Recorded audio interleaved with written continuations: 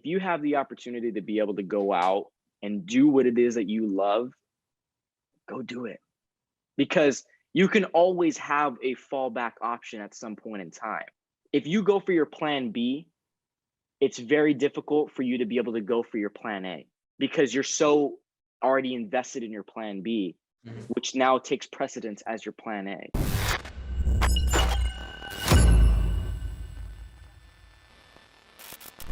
Amigos, ¿cómo están? Muy buenas tardes. Hoy vamos a cambiar el idioma, vamos a hacer la entrevista en inglés porque tenemos a un gran invitado. I am so honored to introduce you my next guest, who is a great actor, has been in a lot of different projects. So we're going to talk with him. We're going to see some of the little projects he has been on, and he's going to tell us about his experiences, of course, give you some advice. It's going to be so much fun. My apologies in advance. I am not an English native speaker, but I'll do my best. It's an honor for me to introduce you to Nick Alvarez. How are you, man? I'm great, Carlos. And hey, man, don't even apologize about your English. Your English is like next to perfect. So thank you. don't even with that, man. Thank you so much. And first of all, I would like to ask, who's Nick Alvarez? Man, Nick Alvarez, he's a complicated guy. No, I'm just kidding. I'm an actor first. That's what I grew up doing. 1 year old, I started my career.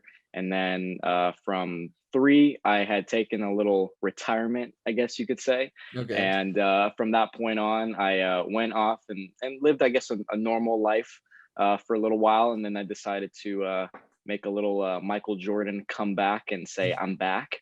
And around 12 years old, I came back into the industry, and I've been doing it ever since, man. And I'm very grateful and humbled and blessed to be, in the position that I am today.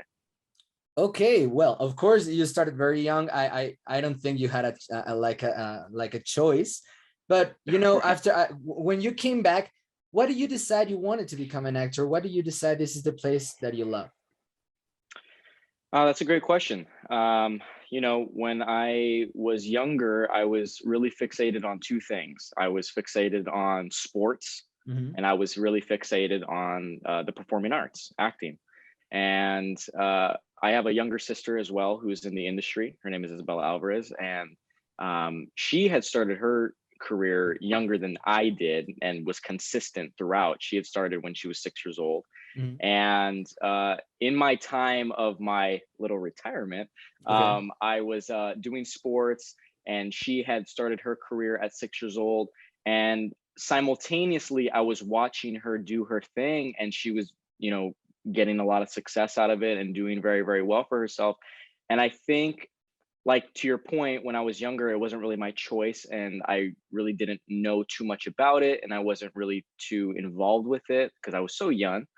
And I think as I got older and I was able to grasp onto the idea, I was super, interested and intrigued by it, and being able to dive into different characters and portray them, people that I'm not on a daily basis, and being able to utilize the things that are going on in my personal life to, in a way, have it be therapeutical through my performances was something that was really interesting and a fun dynamic for me to be able to dive into later on into my career. And yeah, I would say that she was kind of the one that inspired me to get back into it because I saw how much fun she was having with it.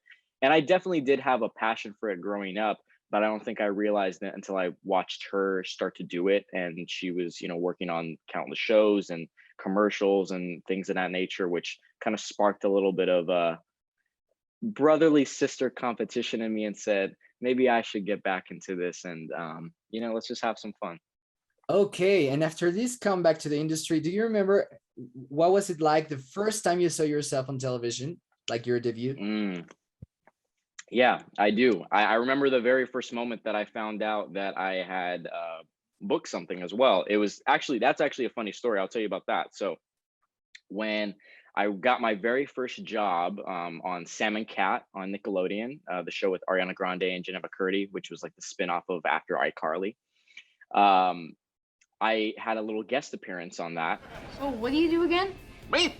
I'm a spear fisherman. And I remember when I went to go and audition for that role, I didn't live in LA currently at that point in time in my career. So I was constantly driving back and forth from where my hometown where I used to live, and then to Los Angeles. So when I finally got to LA and I touched down to my audition location, I was feeling very car sick. I wasn't feeling very well.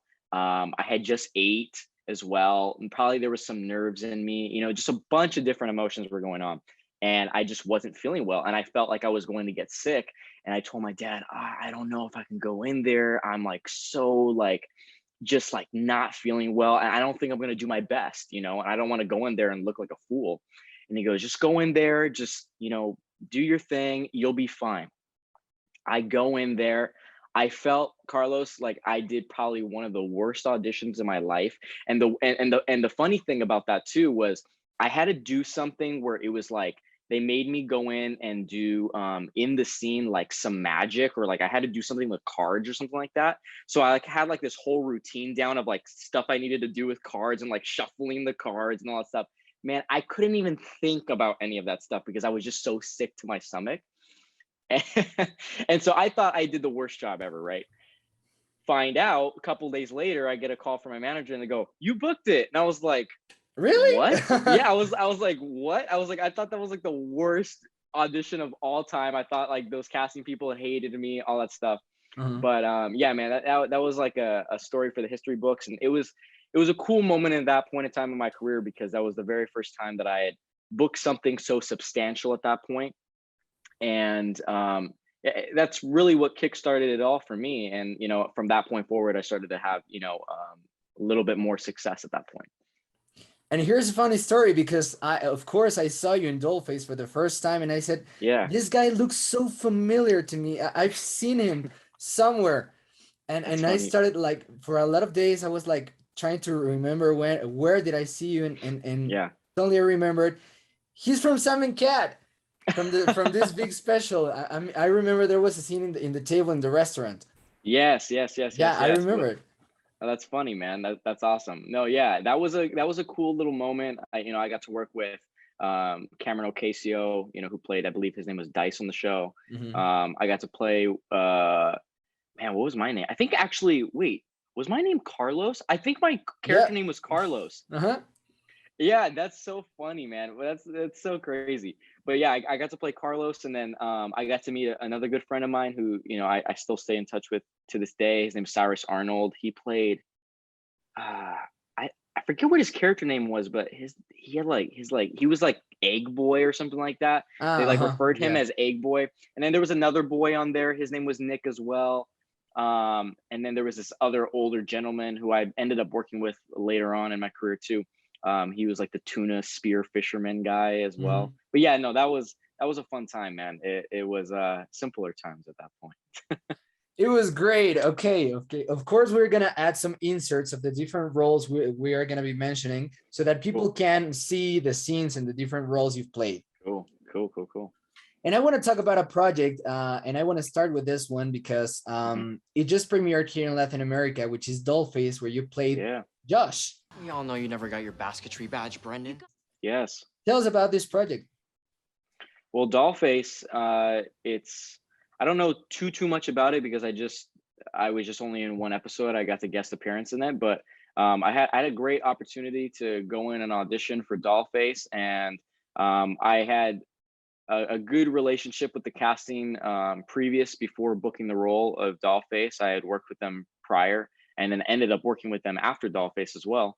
And they were just lovely people. They brought me in, and I got to audition for Josh, and it was just kind of a perfect fit. I don't know. I just remember in that audition, when I was auditioning for it, it just felt like it was meant for me. Like I don't know if you've ever like with your dubbing like just had like words kind of like roll off your tongue so naturally and so perfectly, and you're like, I can embody this guy.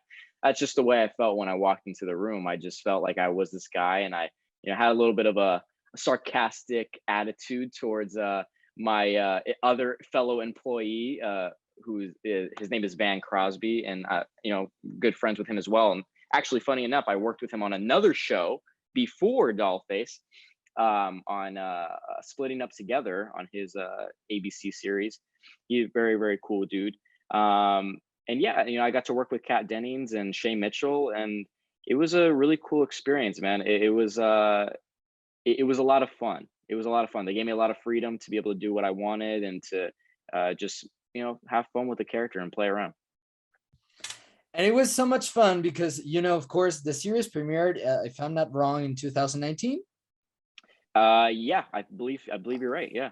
Okay, but it had premiere in Latin America. Well, of course, you could see the series on Hulu, but it didn't have like a Spanish version. It was just with subtitles.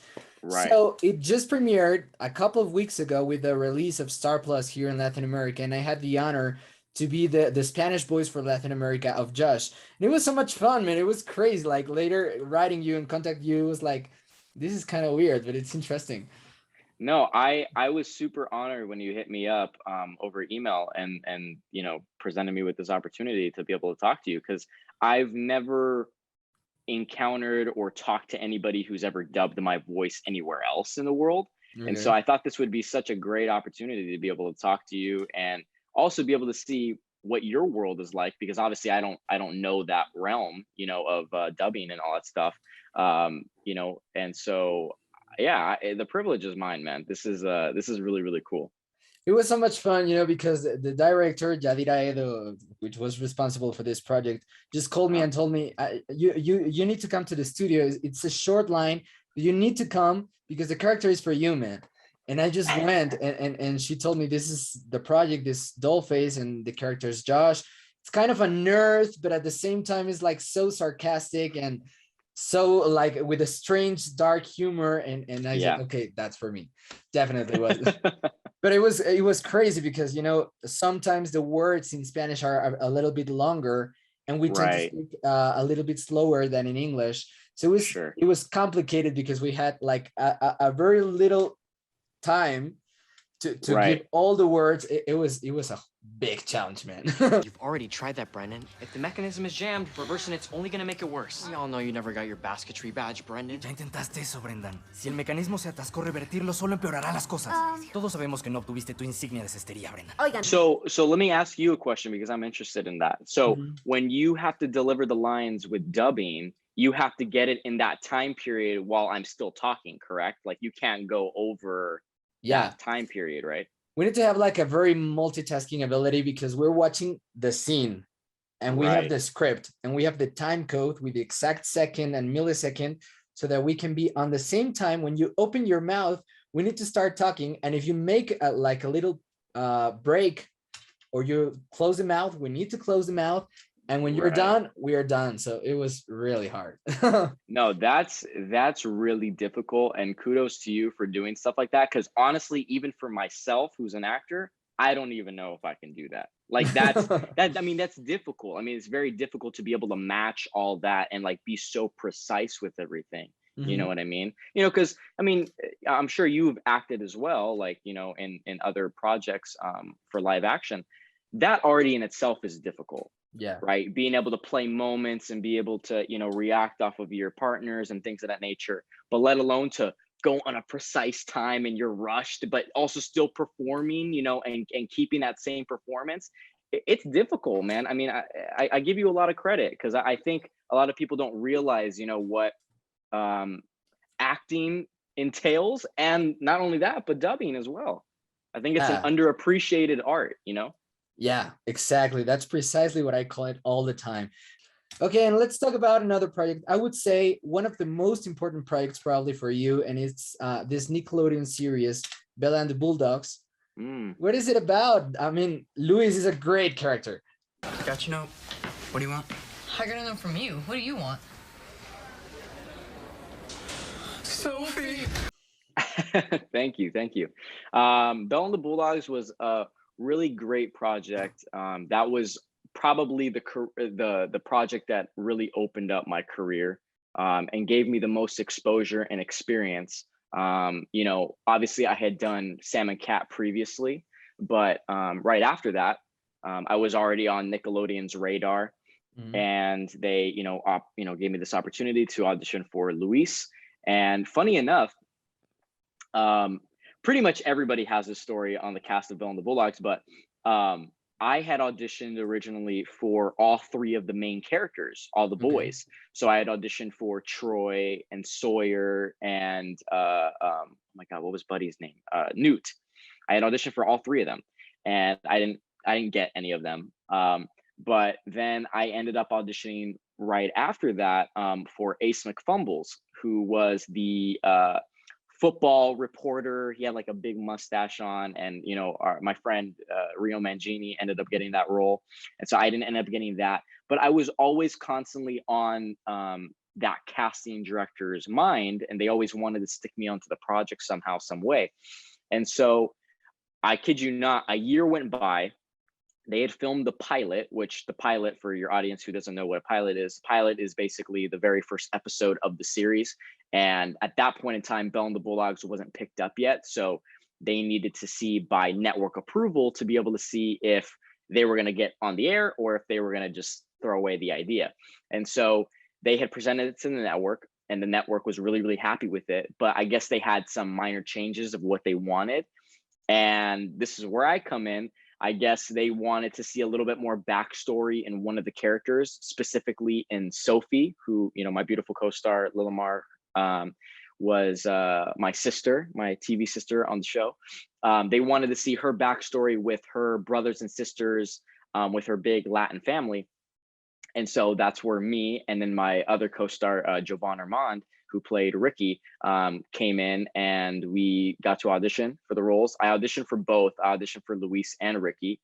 And then in the callback stages, I had went in with Jovan and then two other friends of mine who I'm still close with to this day, Jose Diaz and Hernando Resendez. And we got to go in together and mix and match and go and do the performance together and all that stuff. And I guess me and Jovan had the best chemistry out of everybody, I guess.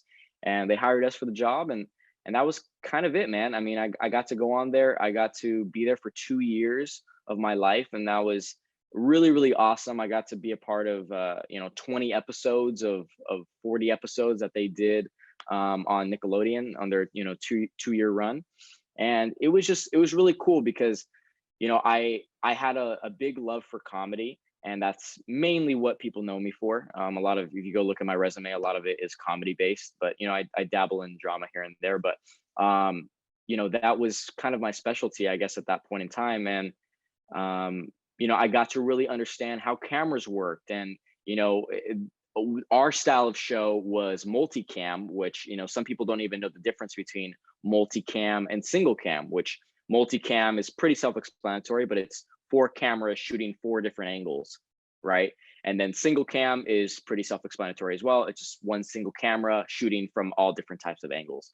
And so that was really interesting, and I got to, at times shadow, our directors and be able to kind of see, what took place in that, and, even in the writing creative process. And that was probably one of the best sets I had been on, because we had really created a family unit. All of us got along, from the main cast to us, guest stars, because, sad to say, there's some projects where, the main characters, they don't really care about the guest stars. They're not really polite. They don't really pay attention to you, and everybody was so nice. Even the crew was really nice. Like, we all got along. Like, there wasn't a missing component, in our family unit that we had created on that show. And so it was a fun time, and it was a hard thing, I know, not only for myself, but for everybody else, to let go of that project when we had got canceled after season 2.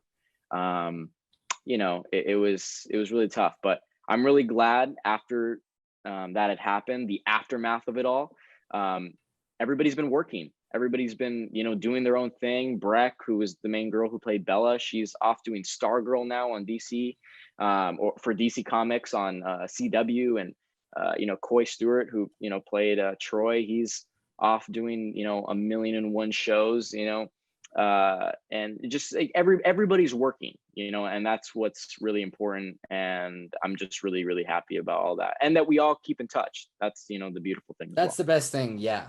Yeah. It's true. Our own brothers, they... Spit it out. They glitter cheeked us. What? They glitter cheeked us. And I'm sure having the chance to work with a company like Nickelodeon, it's wild. I mean, it's crazy.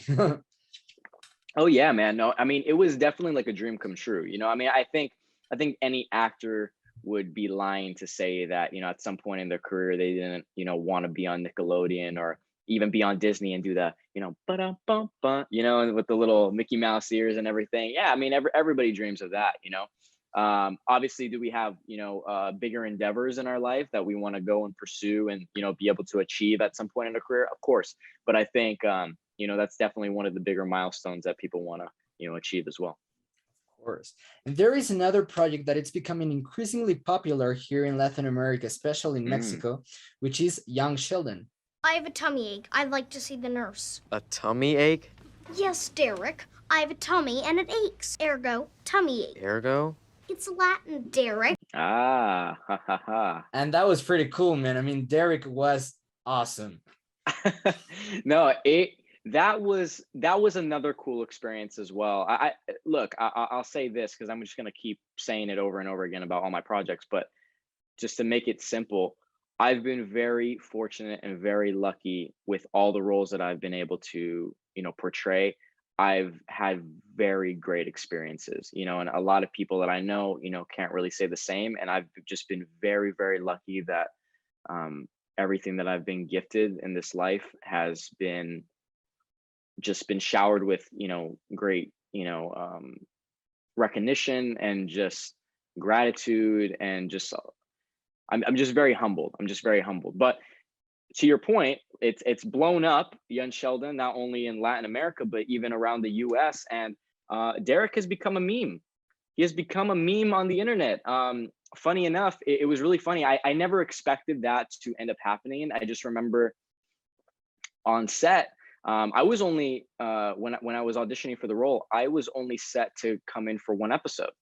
I wasn't supposed to come in for, I think I've done 5 or 6 at this point, but I wasn't supposed to come in for multiple episodes. They had only told me it's just a one-time thing and that's going to be it. And I guess they just really loved me and Ian's, who plays Young Sheldon, chemistry. And they just said, let's make this guy like his little, like his little nemesis, let's just like get him under his skin, and so I had a lot of fun with it. I've played a lot of bullies and bad guys in my career, and I don't know why they like me playing that, because I'm like the nicest guy in the world, or at least I think so. And but yeah, no, it was a great opportunity. And it was funny because before I had even known that Derek had became like this big meme and they, were making GIFs out of me. And, I guess like one of our clips even like blew up on TikTok and all that stuff. But I even have the WhatsApp stickers. Oh yeah. Like that's what I'm saying. Like they're like, it's everywhere, man. It's everywhere. Like everybody knows who Derek is now. And it's like this like really awesome thing. But how I knew we probably had something on our hands was that everybody would. So on the first day of set, nobody really knew me. Obviously, they didn't really know where we were going to go with Derek, if anything, because I was only scheduled to be in one episode. When they called me to come back, I was really shocked. And they really liked that line when Ian would yell at me and he would go, "Yes, Derek," and he would always emphasize on Derek. And everybody loved that. So when I came back on the second day of set, I kid you not, I felt like I was being bombarded with paparazzi, but of crew members. Literally, when I walked onto the soundstage, everybody was like, "Hey, Derek, how's it going on? Derek, Derek this, Derek that." Man, I could not. I don't even like know if people even remember what my name was at that point because I was Derek, and that's it. Derek. Okay. Yeah, I was just Derek once I walked on the stage. And it was just the funniest thing. But that's when I kind of knew that we had something there, and that, this was probably going to be something that, television was going to explode and love, once they saw it on screen. And that's what ended up happening. And yeah, Derek is, he is a meme. He is a meme around the whole world. Mix a bag of these with a bag of these. Heaven. You just want me to buy 2 bags. I just want you to be happy. Fine. And now I'm happy. He's like the character. Yeah, he is like the memorable character that you see in countless TV shows where you remember him, even if he has one line and he says "meep," Yep. you still remember him. So yeah. Yeah, man, of course, it's hilarious. Thank you. No, I appreciate that. No, it's that was a really cool experience, and I love Ian.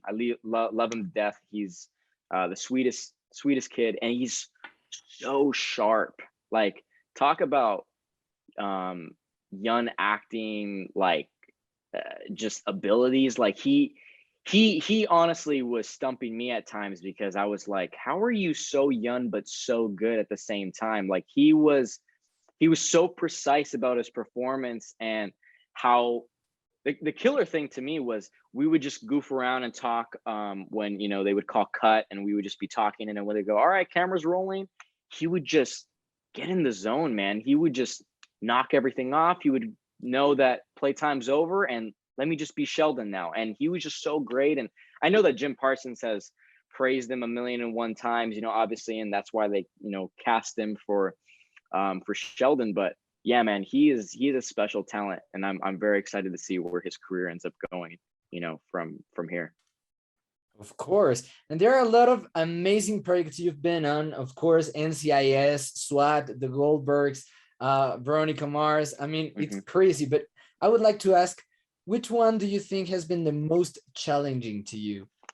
The most challenging to me. Oh man, okay. I got it. It probably was SWAT. We were at a party, but we wanted some air for a second. We tried to go back. There were cops everywhere. And why I say SWAT is because a lot of people don't know this, because I try to make it as low key as possible and not try to overdo the performance. But my character was drunk. And when I was auditioning for the role, I was having a lot of difficulty with it. And I knew that a lot of people would overplay it and try to sell the drunk. And I didn't want to do that. And obviously, if you watch the scene in SWAT, I get confronted by 2 SWAT officers with guns drawn on me. And obviously, I don't want to get caught, right? So I'm going to try to act as sober as possible. I don't want to like make them know that I'm slurring my words and all that stuff. So I think that was probably the most difficult for me, because just impediments in general are very difficult, you know. And I think that was probably like the most fun and challenging for me, was, you know, playing drunk on SWAT. No, sir. Seems like you guys have more important stuff to do than walk us home. Okay, that seems. I mean, it's playing drunks. I have the chance to play drunk people, and it's really easy, like to go into a comedy basis. But if you have to do it in drama, it's really hard. Oh yeah. No, for sure. It can definitely go very comedic, very, very fast. But you have to know how to keep it very grounded and real, and not let it end up being comedy. No, for sure. And of course, you get to meet a lot of amazing actors, a lot of people that are like global celebrities, and that's crazy. Because, for example, if you act here in Mexico, you probably meet celebrities that are really well known here in Mexico. But in the United States, you get to meet people that are known all around the globe. So which one do you think is the actor that you've been the most excited to know or to meet or to work with? That's tough, man. That's tough. You know, it's really funny because I feel like at this point in my career, and I mean even when I was younger as well, I feel like I kind of got desensitized when it came to actors, because I didn't want to fangirl or fanboy over these people, because at the end of the day, we're all human beings, you know. Exactly.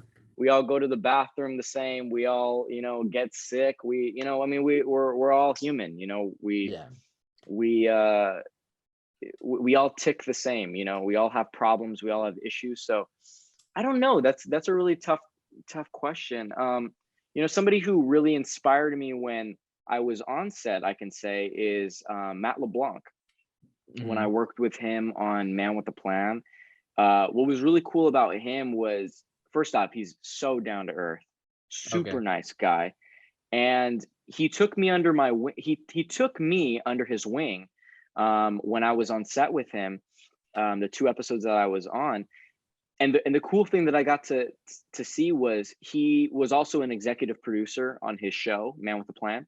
So he called a lot of shots. When the directors would come and start directing him, he would say, no, I think it should be like this. And he would have a say and they would listen to him, right? And obviously he's Matt LeBlanc as well, so people are going to listen to him as well. But no, he had a lot of say and willpower because he served as executive producer. And I've always aspired to be not only just an actor, but I've always wanted to dabble into writing and directing and even producing at one point in my career. So I think that was really inspiring to see him take control of the set and really not like take control and take control of the set in a way of not being like a douche, right? Or being being a bad guy, right? He was just being very open and honest, and he was just speaking his truth, right? And he was just being like, hey, look, like he was being very collaborative. That's the word. He was being very collaborative. You know, he was wanting these people to see from his perspective, like, oh, hey, like if we did it like this, maybe it would work because of this, and this, right? He had his reasonings for why he was saying it. He wasn't just coming up with things just to come up with things, right? So yeah, I think he was somebody who really inspired me to like one day, like I want to like go and create my own show and be able to have my voice and be able to say this and be able to say that, you know, and not be bossed around by the network or, you know, whatever. Okay, that is awesome. And it's really important. And I would say, I mean, this profession, it's like so glamorous and it's so fashionable. And you know, there is a lot of fantasies around this profession, and people tend to suddenly become like superstars and divas and becoming people, you know. I always say, and I tell the people who watch this channel that it's very important to stay humble, to stay like down to earth. And I think that's one of the most important things for an actor. I agree, man. I agree wholeheartedly. It's one of those things where, you know, I know where I grew up, where I came from, and I never forget that. And honestly, what I typically do is, you know, I for a while, when I finally moved up to Los Angeles and I finally made the big leap of faith, I never wanted to go back to my childhood. I never wanted to relive that, right? But as I got older, I started to realize that, you know what, you need to be reminded of that. You need to go back and remember where you came from, because that's what's ultimately going to humble you. You know, and I think sometimes we as artists, we as performers, sometimes it's our fault, sometimes it's not. We get lost in the limelight, get lost into the glitz and the glamour of it all, and forget why we do what we do. You know, I mean, I'm sure you have a beautiful reason as to why you got into acting, or, you know, even for, you know, doing voiceover dubbing, just like how I have my reasoning for why I got into acting. You know, and I think sometimes we forget all that and we stray away from the main purpose of why we got into it, you know. And I think going back to the basics is very important. I think sometimes in life, just in general, whether we're talking about the industry or not, we like to overcomplicate things as human beings, and we forget the basics, and we just like to make our lives as complex as possible. And sometimes we need to be, you know, grounded and rooted again, and be taught, no, how do we get back to where we once were at one point in time? I think that's so important. Guys, this is a very important advice, and I think I completely agree with you, man. And finally, to all the people that are watching, as I told you before starting, we have a lot of young people that dream to become actors, to travel to America and continue their dreams there, and to work for Disney or Nickelodeon, or I don't know, different TV shows worldwide. What would you suggest to them if they want to become actors? Man, my biggest advice and the biggest thing that I preach all the time is, in this life, please go do what it is that you love. Whether it's acting, whether it's writing, whether it's directing, whether it's something not even in this industry, whether it's you want to go be a doctor, you want to go be a lawyer, you want to go be a veterinarian, you know, you want to go be a banker, like whatever, right? If you love it and you have a passion for it, go for it. I've always said, like, for me, my story was growing up, I always had aspirations to go to college and Okay. wanted to go, you know, and get an education and things of that nature, because my parents really didn't have the opportunity to be able to go and do that. But as I started getting older, I started realizing that once I go to college, I'm going to forget about my plan A. And what's my plan A? Acting, the entertainment industry. I'm going to get rid of that thought and that idea, because now I'm going to put all my time and energy into a plan B, which is now my plan A.